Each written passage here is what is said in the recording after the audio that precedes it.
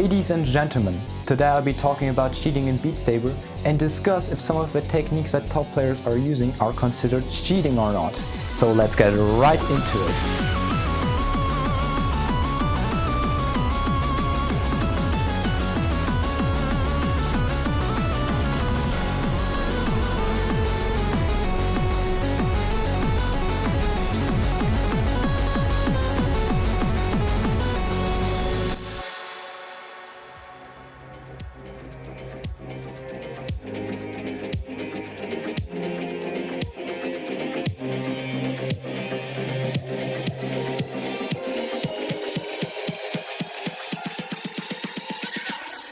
First, let's start with the most controversial one in the rank community. The probably most used technique to regain stamina while playing a map. Pausing. People use pausing for multiple reasons, one of them also being to avoid lag spikes that occur on the map. Now for every casual player that does not seem to be a problem, but if you're pausing in the middle of the map, no matter the reason, especially if it's a very stamina intensive one, it is a significant advantage and should be avoided. In the challenge community, a separate community from the rank community, which focuses on the sole purpose of passing a map and isn't focusing on accuracy, pausing is not allowed, specifically on high level or respectively difficult maps with manual score verification. Another reason why people might want to pause is the ability to get back into the rhythm in the middle of a stream or vibro.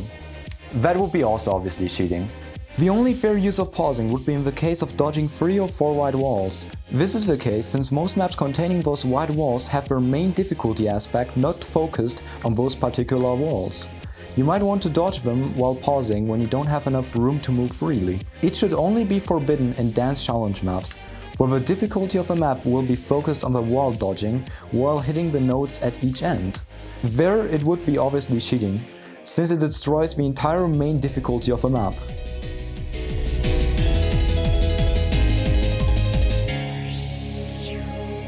Pizza. It's a known strategy to greatly reduce the difficulty of a complex stream map. Those maps consisting of a complex stream, consisting of this arrangement of blocks.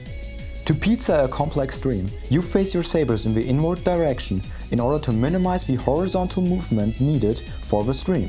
Then you are able to swing in the BPM up and down, making you able to cover all 3 lanes on both sabers, making the pattern possible to hit without moving the lanes back and forth.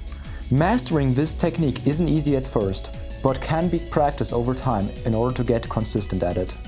Pizza isn't as big of a problem anymore, since most people start to pizza on later on in complex stream maps anyway, while still remaining being difficult to pass. For example, on this map, it would greatly reduce the difficulty when being pizzaed, since doing it with pizza reduces the movement needed to hit those patterns.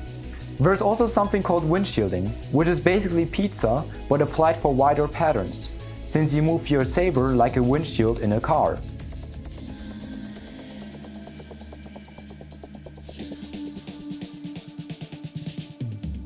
This is a huge one to cover. Cheesing in Beat Saber. There's multiple known types of cheesing, and we'll go over all of them. Those are Hilt cheesing, height cheesing, angle cheesing, top and bottom cheese, and NJS-Cheesing. All types of cheese have one thing in common. You abuse the hitboxes or inner workings of the game in order to get a significant advantage over other players. Let's talk about the first type of cheese, Hilt cheesing. It is used to be able to swing 3 tall gaps without moving the distance required for it. You angle your controller upwards and position your controller further down to Hilt cheese. This enables you to swing way smaller than you're supposed to while still hitting the notes. This isn't allowed in the challenge community of Beat Saber, since you make an unfair game in comparison to people who hit it correctly, which requires way more skill to pull off than using this technique. This doesn't affect the rank community, since this technique alone can reduce your accuracy by quite a large amount. Now let's talk about 2 cheesing techniques which are generally not considered cheating by the community. Those are height and angle cheesing. Height cheesing, taking advantage of your room settings, which allow you to stand higher than usual, could still be seen controversial on tall vibro maps and is even banned on use when there's tall reset maps, where the whole difficulty of the map is focused on very high resetting nodes. Angle cheesing, abusing the way the angles are calculated in Beat Saber if they are being hit or not. Fortunately, it's allowed to do this since most of the time it is abused in angled vibro patterns, where the main difficulty of the map is not the angle anyway and is mostly used for cosmetic purposes and cannot be further abused and only affects maps where you can swing down instead of 45 or minus 45 degrees, which ain't an issue. This next cheesing technique is a huge and abusive one, enabling you to pass bottom row vibro maps without hitting the correct rhythm up and down. It's called top and bottom cheese. To understand how this is possible, let's take a look at the Beat Saber hitboxes themselves. The hitbox is built into two parts, the first part being the hitbox responsible for detecting bad cuts. That means that this hitbox detects if you're not swinging in the correct direction of the note. When hitting the block in the wrong direction inside this hitbox, you will receive a bad cut on it and therefore miss it. The second part of the hitbox is only detecting player swings and isn't checking if the saber is moving into the correct direction of the note. There exist other hitboxes as well regarding the notes. They appear once you enable a block modifier in the game. The two modifiers are called Pro Mode and Small Notes. Pro Mode essentially makes the two hitboxes merge into one hitbox, while also increasing its size to match with the note size. The biggest problem created by this is the change of the note timing and the impossibility of loll-up notes. Note timing is pretty simple to explain. The note size gets dramatically decreased on the z-axis, making the hitbox much shorter in comparison to the original ones. And what about loll-ups? Those so-called loll-up notes are two same-colored notes arranged right beside each other like this. They become extremely difficult with the change of the hitboxes because a gap forms in between the loll-ups, and you cannot rely on hitting purely the notes in that area. The last one, called Small Notes modifier, makes the note hitboxes smaller and doesn't bring any benefit to our problems at all, because it makes hitting those maps even more impossible. Now that we know the base game hitboxes, let's get down to the ways you would be able to abuse them. The key goal of this cheese is to hit the good cut hitbox, the big one, without hitting the bad cut hitbox, the small one. One of the most popular ways by applying this technique is in this area right here. When aiming or placing your sabers there, you will be able to hit a two-handed vibro or stream without paying attention to the BPM at all. This works for linear vibro as well as for loll-up notes, respectively for each color. Just position both hands in the very middle of the vibro and swing in any direction as fast as you can without hitting the inner bad cut hitbox. The other, second most popular technique is by cheesing at the direct sides of the notes. It's pretty much the same as the first method, but located at a different position. Place them right here and make sure to not hit the inner hitbox. The third and last method would be cheesing at the top and bottom of the notes. While being the most difficult one to pull off, it pays off when cheesing lane switches, since you don't bump into the hitboxes as easily as you would otherwise. Just to clarify, make sure that you will swing fast enough or have enough general movement for the game to detect that you have swung in any direction of these notes. For example, don't freeze up in your hand position too much. The key is to not hit the bad cut hitbox in order to maintain the cheese. This cheesing technique removes the entire difficulty of bottom row vibro maps and makes it extremely unfair to the people who are able to hit them without abusing any hitboxes. The difficulty also stands in detecting cheese, since this abusive technique is most commonly used at speeds of around 800 BPM, and people might get tricked into believing that the gameplay they just saw was legit. Cube community. Now, what would be the easiest solution to pull off for now? Probably to create Pro Mode sized notes, sized big enough to hit loll-up notes while still preventing cheese. And thanks to Renji, an experienced modder in Beat Saber, we exactly pulled that off. It changes the hitbox just in the right way to allow all patterns to still be possible while preventing cheese. It changes the bad cut hitbox to become taller and wider, while leaving room with the good cut hitbox on the front to maintain the same note timing. We've tested this mod on multiple skill sets, everything seems to be possible while only having a tighter timing window. Its main use case scenario will be on bottom row linear vibro maps, since there's cheese the most abused in and the easiest to abuse. We just wanted to make sure if such a map contains an intro of a different skill set, it won't make the map impossible with this change. If you were cheesing maps the whole time and always wanted to get away from it, now's the time. I've linked the mod in the description below and you can try it out for yourself. If you want to check if your past replays were cheesed or not, there's some ways to do so. I'm gonna cover the techniques I use to detect if someone is cheesing or not. Before showing the techniques I use, I want to mention that it depends on the player in question how easy detecting cheese is, since for some players it's more obvious to notice than for others. But the techniques I'm about to show should make it possible to detect cheese for any chosen player. I will use the Beat Leader replay web view in the following examples of detecting cheese. The first thing I would do is check if the up and down movements accordingly match up with the blocks being hit. Slowing down makes it easier to do that. Another easy way to notice cheesing as well is checking if the blocks shift towards or away from the player, while noticing they hold the same BPM. This indicates that the player is not swinging in the correct BPM and is therefore cheesing by not being in sync. Another, more difficult way to notice cheesing is when enabling hitboxes in the Beat Leader replay web view to check if misses and or bad cuts in the map are due to touching the bad cut hitbox. And by far the easiest one is seeing a huge skill increase from a certain player or yourself, since most likely if that's in the bottom row vibro category, it's due to cheese. The current top players in the category are known for not cheesing and instead actually learning how to hit the vibros correctly and legit. People who might seem to surpass their skill without prior history in the category are most likely cheesing and therefore cheating. Don't call someone cheesing and or cheating without concrete evidence though. I know it might feel like I've been talking about cheesing for a while now, but stay with me. There's still one last type of cheesing left we need to talk about. It's called NJS-Cheesing. Before we talk about NJS-Cheesing though, what does NJS even mean? NJS stands for note jump speed and determines at which speed the notes come at you. You can imagine it as a type of scrolling speed from other rhythm games. To demonstrate, here are two videos of the same map. As you can see, the video on the left seems a lot slower and possibly even more readable than the one on the right, because the notes on the right are moving 8 NJS faster than those on the left. This is crucial because this means you have a longer frame time to hit a note at a lower NJS than you would at a higher one, meaning you could theoretically cheese entire patterns with it, if not the entire map itself. This is caused by the previously covered hitbox.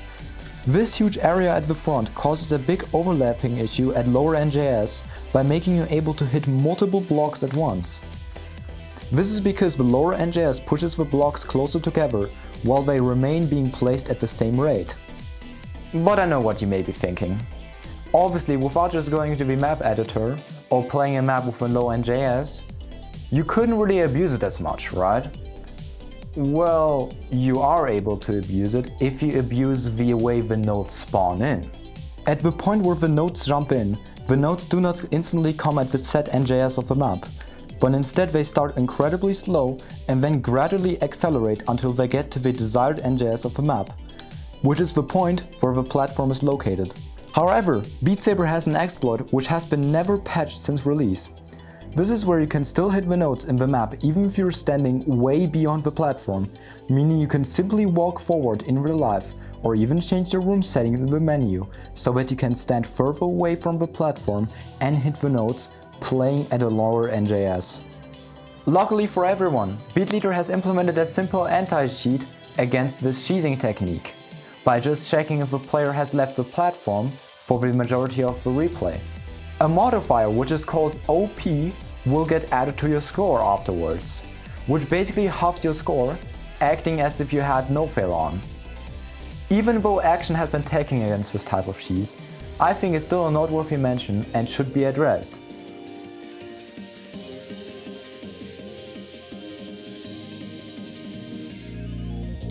I hear some people argue that left-handed mode is considered cheating. Some people defend that opinion, others do not. But is it actually cheating? I don't think so.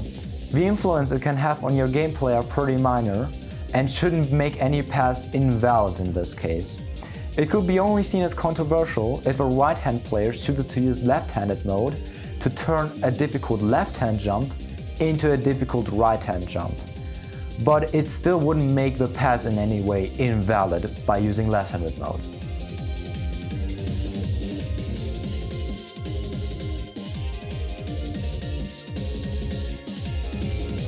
Resetting, a common tactic to get back into the rhythm once you got out of it.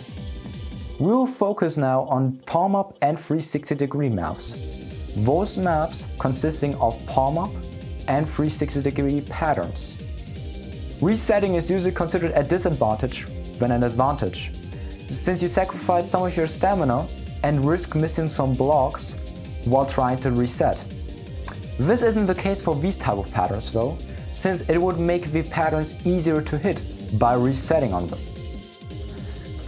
Instead of going with a pattern to achieve a palm-up, which is an angle over 90 degrees, the player could reset, making the pattern way easier than before. This is especially critical once you hit a very difficult angle, one which goes upside down. When resetting in this case, it destroys the entire difficulty of a map, giving you an immense advantage and therefore making your score invalid.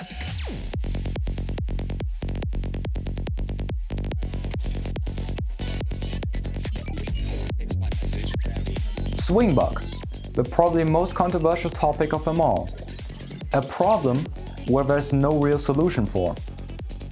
Swingbug is most commonly referring to the increased swing size a player is having because of their headset tracking. For example, player A is swinging 45 degrees in real life and swinging 60 degrees in game. Player B is swinging 45 degrees in real life and on the other hand is swinging 90 degrees in the game. Swingbug basically just means that your swings bug out in such a way that you will gain an advantage by it. Note that in this imaginary example mentioned before, the players aren't playing on the same headset. The cause and swing angle difference by Swingbug is most commonly differentiated by the respective VR headset. In some cases, the tracking differences between headsets are minor, even though they can become a big advantage in some cases when compared to other headsets.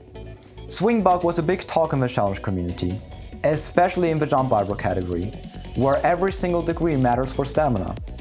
Now, as I said, I will not go into too much detail in this video about Swingbug, but I've made a small comparison showing what impact Swingbug can have.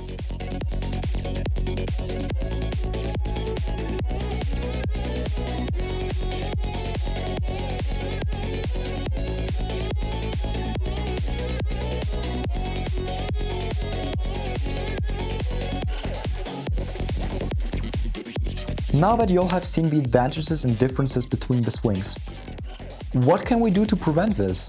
Not much really. The financial capabilities between the people in the community vary a lot, and you can't just force a person to buy a new headset just because of Swingbug. The general problem of Swingbug can't be just solved by some mod or something. It's a general problem caused by the limitations of the tracking in our headsets. Instead, I would put two simple rules. 80 Hz and below, except on Quest 1 and Rift S, are not going to be accepted scores.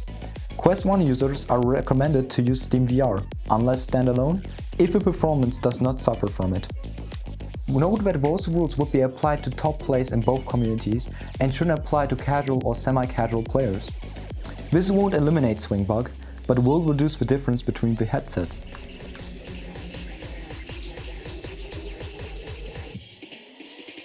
ASW. It's a feature available with every VR headset. It stands for Asynchronous Space Warp. The main concept of ASW being to offer a smoother experience when lag spikes occur by separating the camera movement from the actual game's frame rate. You may notice when looking around in VR once you encounter a lag spike that a sort of box forms around your vision. And that's the ASW coming into play. This is a small demo visualizing the features of it. We see that once we freeze the camera, we're able to see the box. So in short, This feature turns the game into a window and you are able to look around, as the window will match your view once the next frame is being rendered. The funny thing is that all of this doesn't matter, because I actually wanted to talk about a feature available in the Oculus developer tools which enables you to halve your frame rate. To activate it, when navigating to the folder located in here, you will be able to find the Oculus Diagnostics tool, also known as Developer Tools. Upon opening that, you will have a big list of features to enable, disable or modify. The one you are looking for is called Asynchronous Space Warp. There you are able to disable and enable ASW or force the game frame rate to 45 FPS with either ASW enabled or disabled. 45 FPS being a bit misleading, because the frame rate varies from the hertz you select on your headset. This applies to 120 Hz, turning it into 60 FPS, 90 Hz as with 45 FPS, 80 Hz with 40 FPS, and 72 Hz with 36 FPS. If it isn't clear, going on 45 FPS and lower will be quite difficult to time the blocks and in general to enjoy the game. So the best way to abuse this for your advantage is to use it on 120 Hz, to play on 60 FPS.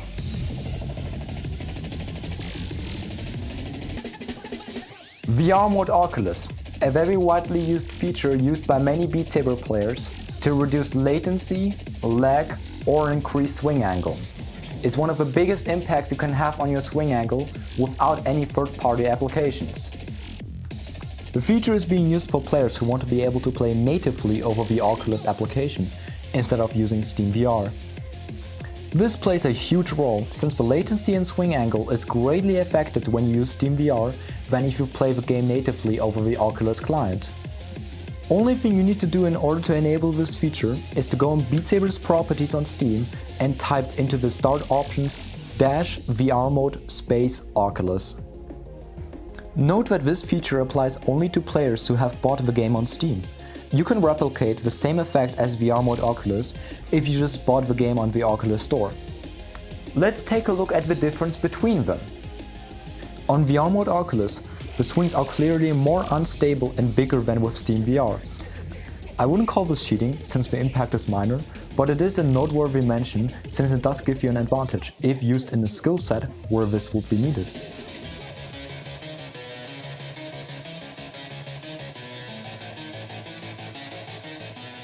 Before going into the topic of grips, I want to mention that I'm primarily taking the focus of grips inside of the challenge community, where accuracy does not play much of a role, instead of a rank community. But it may sound weird at first, how grip can give you an unfair advantage over other players, even though if it's only applicable to the challenge community, since most people just use the grip they're the most comfortable with. But you may be surprised, because there's two special properties which stand out with one grip in particular. It's called palm grip. Palm grip is essentially a grip where all your fingers except your thumb stick through the ring of the controller. Let's first talk about the special properties of this grip. The first one is called weight distribution. The major weight of a controller is located at the top or ring area of a controller. When using default, the center of mass is not located where you hold the controller. Therefore, there's more force and strength needed to move the controller. On the other hand, if you use palm grip or claw grip, the center of mass is located from the point where you hold your controller. This is why a lot of people say it's lighter to swing with it. The second property is called tapping. Take this as an example. You want to swing a note first down and then up. You need to take the same force moving down the controller as it is when going up. Now, what's a huge advantage with palm is that you can tap down the controller and let the controller get back up in place. This is possible because of the way you hold the controller. It'll balance back to itself into the default position, or to be more accurate, center of mass. Fortunately, that's located right where you hold your controller, making you not need to swing back up as much. Generally speaking, these are quite big and significant advantages you can have, but not be too major to be called cheating in any formal way. This changes though to a huge advantage when going to the topic of challenge jump vibro maps, since most of them are pretty much all linear and you're able to abuse those properties as much as you want to, even with the disadvantage of extreme instability by purely relying on tapping and weight distribution.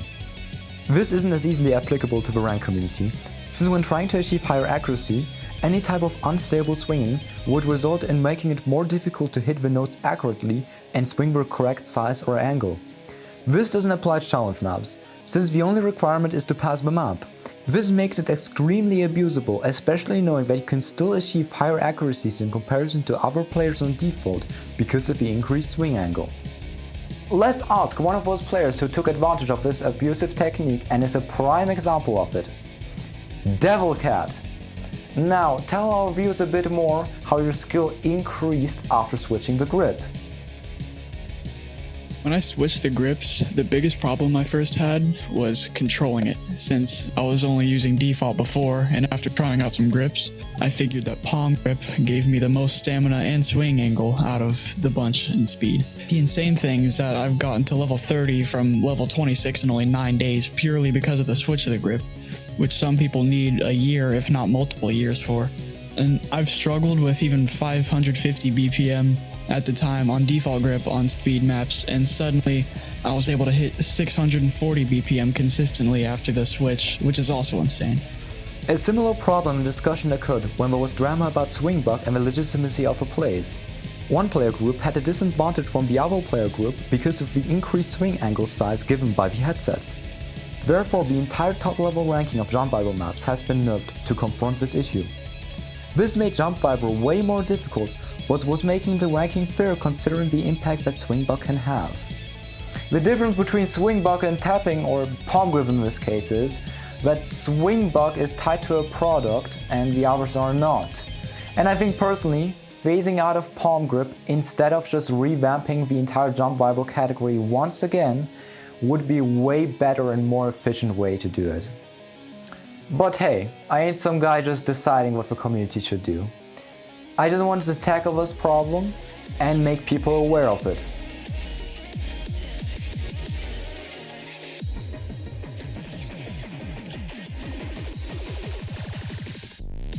This one is a pretty controversial one as well.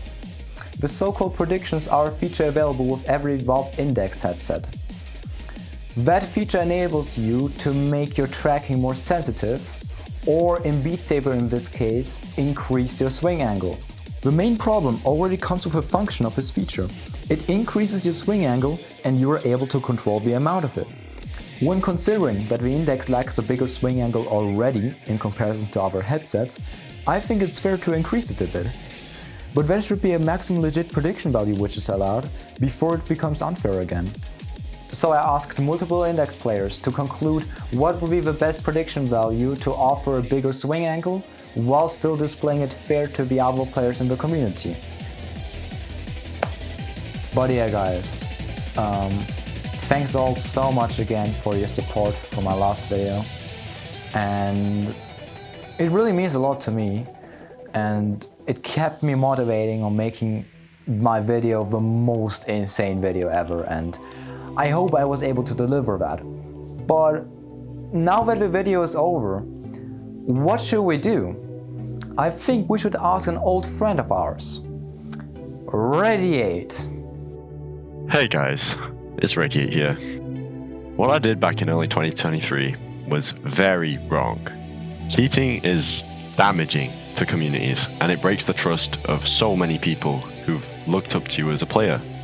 It's seriously such a pointless thing to do, and the illusion of success is never going to be worth the negatives that cheating brings with itself. I'd like you to take this as a genuine lesson to not do this in any aspects of your life, not only to yourself, but to others too. If you ever feel like you need to be the best at something and cheating is the only way you can feel like you're as good as you wish you could be, I promise it will be so much more rewarding when you've genuinely achieved your goals. But remember, it's only cheating if you get caught. Wait, no, I didn't mean it like that. I swear. Anyway, goodbye!